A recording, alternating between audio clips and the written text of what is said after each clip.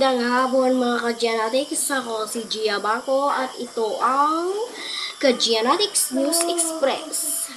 Ang mga nagtatampok na balita ngayon. Ilang bahagi ng Metro Manila ang naapektuhan ng biglaang buhos ng ulan kahapon ng hapon na nagdulot ng pagbaha sa ilang lugar. Ayon sa Metropolitan Manila Development Authority, ang buhos ng ulan ay nagdulot ng malalim na pagbaha sa Kamlas, Kamuning area sa EDSA kahapon ng 5:40 ng hapon.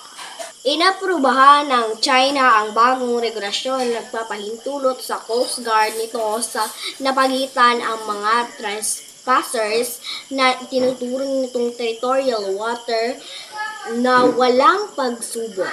Ayon sa artikulong inilathala ng South China Pass noong May 16, Huwebes. Hinimok ni Senate President Juan Miguel Zubiri ang Komisyon on Elections na magiging mas mapagbantay sa pag-screen ng mga kandidato sa halalan upang matiyak na hindi ito mga Manchurian candidates.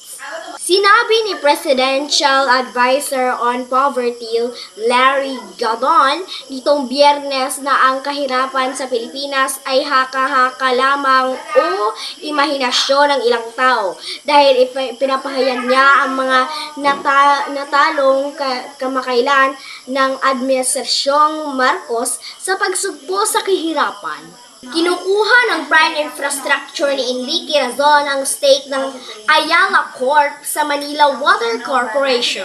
The Philippine adaptation of South Korea's What's Wrong with Secretary Kim muling nag-trending kamakailan matapos ang iconic kissing scene ng lead stars nitong sina Kim Chu at Paolo Avellino sa loob ng cabinet.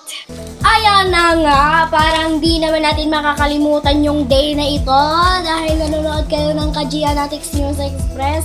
Kaya salamat sa iyong panonood, kaya huwag kalimutang mag-LSS, like, share, subscribe, and comment! Salamat sa inyong panonood. Ako po inyong reporter, Gia Bako, at sa muli mga ka-Gianatics.